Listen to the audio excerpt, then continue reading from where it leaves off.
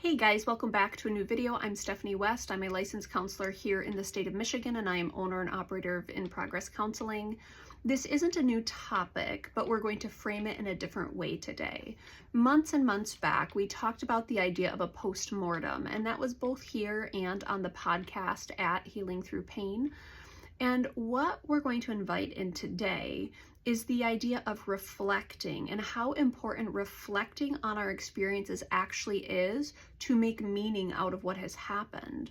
And so just recently in my studies, I was doing a research project with some girls, some women, and we were doing a narrative qualitative study where we were listening to people's life stories about their experience inside of an academic setting.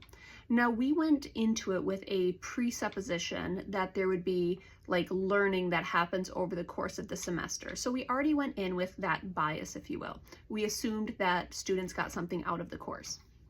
But in the narrative study, the piece that was so fascinating as we were sifting through the data, so we're reflecting on student stories, we're noticing that asking them along the way to stop and reflect on their experience was one of the most significant ways that they made meaning out of what they were experiencing.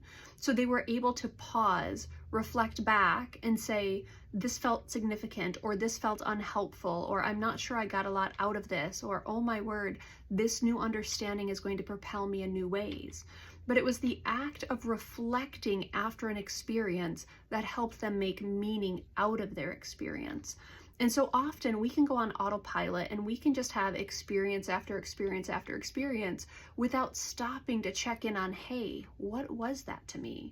Did I like that? Did I dislike that? Did I like who I was in that context? Did I dislike who I was in that context? What was it about people around me that resonated with me? Or what was it about people around me that I might have recoiled from?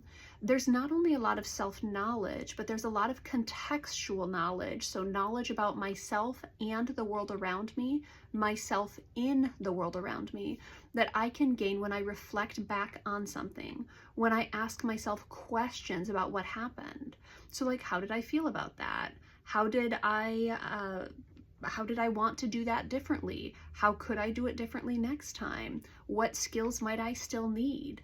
That reflexivity can add in a robust understanding of who we are and give us new freedoms or new permissions to operate differently if we would like to as we move forward.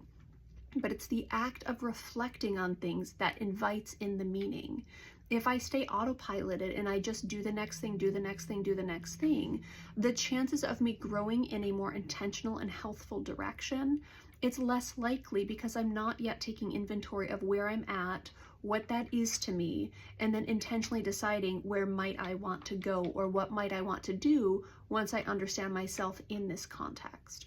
The goal is not to be abstract here. The goal is to underpin a process of reflexivity or reflecting on my experience as the launching point for good self-knowledge and good decision formation.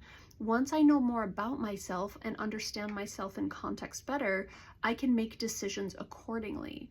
But it's the reflecting on things that is significantly valuable, or more significantly valuable, than when we just autopilot and trailblaze through something. What's interesting is I'm going to watch this video again, reflect back on it, and say, Steph, what was that experience? Because you seem really tongue-tied. But then I can decide, hey, maybe I'm tired, and then I don't shoot videos when I'm tired. Maybe that's a good way to update my processes based on my reflecting. And also it gives me space for self-compassion of, oh girl, you're not gonna have it together 100% of the time, so we can practice grace today too. But that moment of pausing and reflecting is a powerful way to understand myself in the context of my world. So that's the invitation today. Will you be able to stop and reflect on something, to make meaning out of it, and to potentially even create pathways forward, because there's awarenesses that might evolve as you stop and hold a situation, wonder about it, and explore it.